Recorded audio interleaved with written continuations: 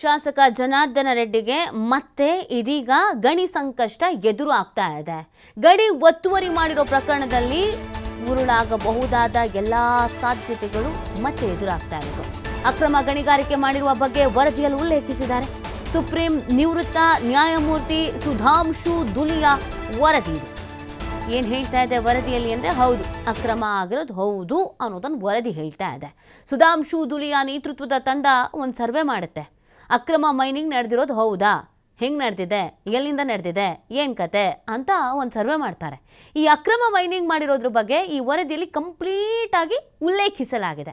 ಆಂಧ್ರದ ಗಡಿ ಭಾಗದಲ್ಲಿರೋ 4 ಕಂಪನಿಗಳೂ ಸೇರಿದಂತೆ 6 ಗಣಿ ಕಂಪನಿಯ ವಿರುದ್ಧ ಕಳೆದ ತಿಂಗಳು ಸರ್ವೆಯನ್ನು ಮಾಡಿರ್ತಾರೆ. ನಕ್ಷೆ ಮತ್ತು ಸುಂಕ್ಲಮ್ಮ ದೇವಸ್ಥಾನವಿದ್ದಂಥ ಸ್ಥಳದ ನಕ್ಷೆಯ ಪ್ರತಿ ಇದೀಗ TV5ಗೆ ಲಭ್ಯ ಆಗಿದೆ. ಅಕ್ರಮ ಗಣಿಗಾರಿಕೆ, ಅಕ್ರಮ ಅದಿರು ಸಾಗಾಟ, ಪರಿಸರದ ಮೇಲಾದ ಪರಿಣಾಮ ಮತ್ತು ಕರ್ನಾಟಕ ಆಂಧ್ರದ ಪರ್ಮಿಟ್ ದುರ್ಬಳಕೆಯ ಬಗ್ಗೆ ಕೂಡ ತನಿಖೆಯನ್ನು ನಡೆಸಲಾಗಿತ್ತು. ಡ್ರೋನ್ ಸರ್ವೆ ಸೇರಿದಂತೆ ಅತ್ಯಾಧುನಿಕ ಮಾದರಿಯಲ್ಲಿ ಸರ್ವೆ ಕಾರ್ಯ ಮಾಡಲಾಗಿತ್ತು. ನೀವು ನಕ್ಷೆ ಎಲ್ಲ ಗಮನಿಸ್ತಾ ಇರ್ಬೋದು TV5 ಸ್ಕ್ರೀನ್ ಮೇಲೆ. ಸೊ ಎಲ್ಲಿಂದ ಎಲ್ಲಿವರೆಗೂ ಏನೇನು ಕತೆ ಅನ್ನೋದನ್ನು ಈ ಮಾದರಿಯ ಸರ್ವೆ ಕಾರ್ಯ ಮಾಡಲಾಗಿತ್ತು. ಈ ಸರ್ವೆ ವರದಿ ಸುಪ್ರೀಂ ಕೋರ್ಟ್ಗೆ ಜನವರಿ ಮೊದಲ ವಾರದಲ್ಲಿ ನೀಡಬೇಕಾಗಿತ್ತು. ಆದರೆ ಜನಾರ್ದನ ರೆಡ್ಡಿ ಅವರು ಜನವರಿ 20ರವರೆಗೆ ತಮ್ಮ ಪರವಾಗಿ ಎಕ್ಸ್ಪ್ಲೇಷನ್ ನೀಡೋದಕ್ಕೆ ಸಮಯಾವಕಾಶವನ್ನು ಕೇಳಿದ್ದಾರೆ. ನಾನು ಎಕ್ಸ್ಪ್ಲೇನ್ ಮಾಡಬೇಕು, ಅದಕ್ಕೆ ಸಂಬಂಧಪಟ್ಟಂತೆ ನಂಗೆ ಒಂದು ಸ್ವಲ್ಪ ಟೈಮ್ ಬೇಕು ಅಂತ ಅವ್ರು ಕೇಳ್ಕೊಂಡಿದ್ದಾರೆ. ಈ ಜನವರಿ ಕೊನೆಯಲ್ಲಿ ಸುಪ್ರೀಂ ಕೋರ್ಟ್ಗೆ ವರದಿಯನ್ನು ಸಲ್ಲಿಕೆ ಮಾಡಲಾಗತ್ತೆ. ವರದಿ ಸಲ್ಲಿಕೆ ಆಗ್ತಾ ಇದ್ದಂತೆ ಜನಾರ್ದನ ರೆಡ್ಡಿ ಅವರಿಗೆ ಮತ್ತೆ ನಡುಕ ಶುರುವಾಗಬಹುದಾದ ಎಲ್ಲ ಸಾಧ್ಯತೆಗಳು ಎದ್ದು ಕಾಣಿಸ್ತಾ ಇದೆ. ಯಾಕಂದರೆ ಹೌದು ಇವರು ಈ ಅಕ್ರಮದಲ್ಲಿ ಭಾಗಿಯಾಗಿದ್ದಾರೆ ಅನ್ನೋದನ್ನು ಹೇಳಲಾಗ್ತಾ ಇದೆ. ಈ ವರದಿಯಲ್ಲಿ ಅದನ್ನು ಉಲ್ಲೇಖಿಸಲಾಗಿದೆ.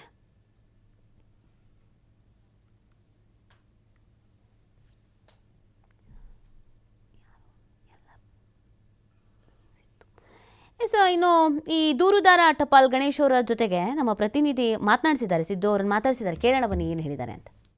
ಜನಾರ್ದನ್ ರೆಡ್ಡಿ ಅವರಿಗೆ ಈಗ ಮತ್ತೊಂದು ಸಂಕಷ್ಟ ಕೂಡ ಎದುರಾಗುವ ಭೀತಿ ಕೂಡ ಆಗಿದೆ ಅಂತ ಹೇಳ್ಬೋದು. ಏನು ಜನಾರ್ದನ್ ರೆಡ್ಡಿ ಅವರ ಒಡೆತನದಲ್ಲಿ ಇರುವಂತ OMC ಕಂಪನಿಯಿಂದ ಕರ್ನಾಟಕ ಮತ್ತು ಆಂಧ್ರದ ಗಡಿ ಭಾಗದಲ್ಲಿ ಅಂತಾರಾಜ್ಯ ಗಣಿಯನ್ನ ಲೂಟಿ ಮಾಡಲಾಗಿದೆ ಅನ್ನುವಂಥದ್ದು ಈಗ ಬೆಳಕಿಗೆ ಬಂದಿರುವಂಥದ್ದು. ನಿವೃತ್ತ ನ್ಯಾಯಮೂರ್ತಿ ಆಗಿರುವಂತ ದುಲಿಯಾ ಅವರ ಒಂದು ಸಮಿತಿಯನ್ನ ಮಾಡ್ಕೊಂಡಿದ್ರು. ಆ ಸಮಿತಿಯಲ್ಲಿ ಕೆಲವೊಂದಿಷ್ಟು ಅಧಿಕಾರಿಗಳು ಸಹ ಭಾಗಿಯಾಗಿದ್ರು. ಭಾಗಿಯಾದಂತಹ ಸಂದರ್ಭದಲ್ಲಿ ಇಲ್ಲಿ ಏನಿದೆ ಲೂಟಿ ಮಾಡಲಾಗಿದೆ ಅನ್ನುವಂಥದ್ದು ಕೂಡ ಈಗ ಬೆಳಕಿಗೆ ಬಂದಿದೆ.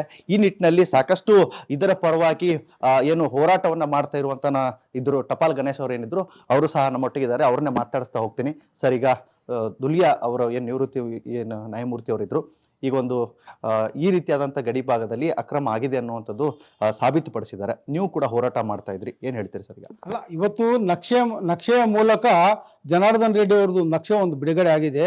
ಆ ನಕ್ಷೆ ಮೂಲಕ ಅವರು ಎನ್ಕ್ರೋಚ್ಮೆಂಟ್ ಸ್ಪಷ್ಟವಾಗಿ ತೋರಿಸಿದಾರ. ಅವರು ತಗೊಂಡಂತ ಪ್ರದೇಶ ಮಲ್ಪನಗುಡಿ ಅಂಡ್ ಸಿದ್ದಾಪುರ ಗ್ರಾಮ, ಅದಕ್ಕೆ ಹೊಂದಿಕೊಂಡಂತ ನಮ್ಮ ಕರ್ನಾಟಕ ಭಾಗದ ಟುಮ್ಟಿ ಅಂಡ್ ವಿಟ್ಲಾಪುರ ಭಾಗದಲ್ಲಿ ಎನ್ಕ್ರೋಚ್ಮೆಂಟ್ ತೋರಿಸಿದಾರ. ಆಂಧ್ರದ ಮೈನ್ಸ್ ಅಂಡ್ ಜಿಯಾಲಜಿ ಫಾರೆಸ್ಟ್ನವ್ರು ಕೊಟ್ಟಂತ ನಕ್ಷೆಯನ್ನ ಆ ನಕ್ಷೆಯಲ್ಲಿ ಹೊಂದಾಣಿಕೆ ಮಾಡಿದಾರ. ಮತ್ತು ಇತ್ತೀಚೆಗೆ ಸರ್ವೆ ಆಫ್ ಇಂಡಿಯಾದವರು ಏನ್ ಮಾಡಿದಾರೋ ಆ ನಕ್ಷೆ ಕೂಡ ಕರ್ನಾಟಕಕ್ಕೆ ಎನ್ಕ್ರೋಚ್ಮೆಂಟ್ ಆಗ್ತಾ ಇದೆ, ಕರ್ನಾಟಕ ಲ್ಯಾಂಡ್ ಲಾಸ್ ಆಗ್ತಾ ಇದೆ ಎಂಬ ಮಟ್ಟಕ್ಕೆ ಆ ನಕ್ಷೆಯಲ್ಲಿ ತೋರಿಸಿದಾರ. ಇದು ನಮ್ಮ ರಾಜ್ಯದ ಅಧಿಕಾರಿಗಳು ಮಾಡಿದಂತ ತಪ್ಪುಗಳಿಂದ ಇವತ್ತು ಜನಾರ್ದನ್ ರೆಡ್ಡಿ ಈ 2006ರಿಂದನೇ ಅವರು ಇಲ್ಲಿಗಲ್ ಮೈನಿಂಗ್ ಮಾಡ್ಕೊಂತ ಬಂದ್ರು. ಇದಕ್ಕಂದ್ರೆ ಅವ್ರಿಗೆ ಎಲ್ಲೋ ಒಂದು ಕಡೆ ಬಿಜೆಪಿ ಸರ್ಕಾರದಲ್ಲಿ ಒಂದು ಪವರ್ಫುಲ್ ಮಿನಿಸ್ಟರ್ ಆಗಿದ್ರು. ಅವರು ಒಂದು ಪವರ್ಫುಲ್ ಮಿನಿಸ್ಟರ್ ಇಂದಾನೆ ನಮ್ಮ ರಾಜ್ಯದ ಗಡಿ ನಾಶ ಆಗ್ಲಿಕ್ಕೆ ನಮ್ಮ ಅಧಿಕಾರಿಗಳೇ ಕಾರಣ. ಈಗ ಮತ್ತೆ ಕೂಡ ಪ್ರಕರಣ ಮುಚ್ಚ ಹಾಕುವಂತ ಕೆಲಸಗಳೇ ನಡೀತಾ ಇದೆ ಅನಿಸ್ತಾ ಇದೆ ನಿಮ್ಗೆ? ಅಲ್ಲ, 29 ಪ್ರಕರಣ ಮುಚ್ಚ ಹಾಕೋಕ ಸಂಬಂಧ ಬರಕಿಲ್ಲ. ಯಾಕಂದ್ರೆ CBI ಜಡ್ಜ್ಮೆಂಟ್ ಪ್ರೊನೌನ್ಸ್ ಆಗಿದೆ. ಇಲ್ಲಿ ಬೇಸ್ ಅರ್ಥ ಮಾಡ್ಕೊಳ್ರಿ. ಜನಾರ್ದನ್ ರೆಡ್ಡಿ ಅವರಿಗೆ ರಿಲ್ಯಾಕ್ಸೇಷನ್ ಕೊಟ್ಟಿರೋದು, ನೀವು ಅಕ್ರಮ ಗಣಿಗಾರಿಕೆ ಸತ್ಯ ಹರಿಶ್ಚಂದ್ರ ಮಗಪ್ಪ ಅಂತ ರಿಲ್ಯಾಕ್ಸೇಷನ್ ಕೊಟ್ಟಿಲ್ಲ, ಕೇವಲ MLA ಸ್ಥಾನ. ಇವತ್ತು ಕೂಡ ನಮ್ಮ ರಾಜ್ಯ ಸರ್ಕಾರ ಅನ್ಕೊಂಡ್ರೆ ಅವರು ಓದ್ತಗೆ ವಿರುದ್ಧ ಅನ್ಕೊಂಡಾರ. 2008ರಿಂದ 2009ರಿಂದ 11ವರೆಗೆ ಈಗ ಬೀಯಿಂಗ್ ಮಿನಿಸ್ಟರ್ ಓದ್ ತಗೊಂಡು ಅವ್ರು ಲೂಟಿ ಹೊಡೆದಿರೋದು. ಇವತ್ತು ನಮ್ಮ ಸ್ಪೀಕರ್ ಡಿಸ್ಕ್ವಾಲಿಫೈ ಮಾಡಕ್ಕೆ ನಮ್ಮ ಸ್ಪೀಕರ್ಗೆ ಅಧಿಕಾರ ಇದೆ, ಆದ್ರೆ ನಮ್ಮ ಸ್ಪೀಕರ್ ಅದನ್ನ ಮುಂದೆ ತಗೊಂತಾ ಇಲ್ಲ. ಯಾಕಂದ್ರೆ ಸ್ಪೀಕರ್ಗೆ ಪವರ್ಸ್ ಇದೆ. ಅವ್ರ ಓದಿಗೆ ವಿರುದ್ಧವಾಗಿ ಇವತ್ತು ಬೆಳಂಗ್ ಆಗಿದೆ, ಎನ್ಕ್ರೋಚ್ಮೆಂಟ್ ಆಗಿದೆ, ಲೂಟಿ ಆಗಿದೆ, ಎಲ್ಲವೂ ಆಗಿದಾವಲ್ಲ. ಎಲ್ಲ ಒಂದು ಕಡೆ ಹೊಂದಾಣಿಕೆ ರಾಜಕೀಯದಲ್ಲೇ ಒಂದು ರಕ್ಷಣೆ ಮಾಡ್ತಾ ಇದ್ದಾರೆ ಇವರು ಎಲ್ಲರೂ ಜನಾರ್ದನ್ ರೆಡ್ಡಿನ. ನನ್ನೊಟ್ಟಿಗೆ ಏನು ಟಪಾಲ್ ಗಣೇಶ್ ಅವರು ಸಹ ಮಾತನಾಡ್ತಾ ಇದ್ರು. ನಿವೃತ್ತ ನ್ಯಾಯಮೂರ್ತಿ ಆಗಿರುವಂತ ಏನು ಇವರಿದ್ದಾರೆ ಅವರು ಕೂಡ ಒಂದು ಸಮಿತಿಯನ್ನ ಮಾಡಿದ್ದು. ಆ ಸಮಿತಿಯಲ್ಲಿ ಕೂಡ ಕರ್ನಾಟಕ ಮತ್ತು ಗಡಿ ಭಾಗದಲ್ಲಿ ಏನು ಆಂಧ್ರ ಗಡಿ ಭಾಗದಲ್ಲಿ ಅಂತಾರಾಜ್ಯ ಗಣಿಯನ್ನ ಕಳ್ಳತನ ಮಾಡಲಾಗಿದೆ ಅನ್ನೋದು ಕೂಡ ಸಾಬೀತಾಗಿದೆ. ಹೀಗಾಗಿ ಕೆಲವೊಂದಿಷ್ಟು ಸರ್ಕಾರ ಕೂಡ ಅವರಿಗೆ ಬೆಂಬಲಕ್ಕೆ ನಿಂತಿದೆ. ಹೀಗಾಗಿ ಯಾರು ತಪ್ಪು ಮಾಡಿದ್ರೆ ಅವ್ರಿಗೆ ಶಿಕ್ಷೆ ಆಗ್ಬೇಕು ಅಂತ ಹೇಳ್ಬಿಟ್ಟು TV5 ಜೊತೆಗೆ ಮಾತನಾಡಿದ್ದಾರೆ. ಕ್ಯಾಮರಾ ಪರ್ಸನ್ ಶಿವಕುಮಾರ್ ಜೊತೆ ಸಿದ್ದು, TV5 ಬಳ್ಳಾರಿ.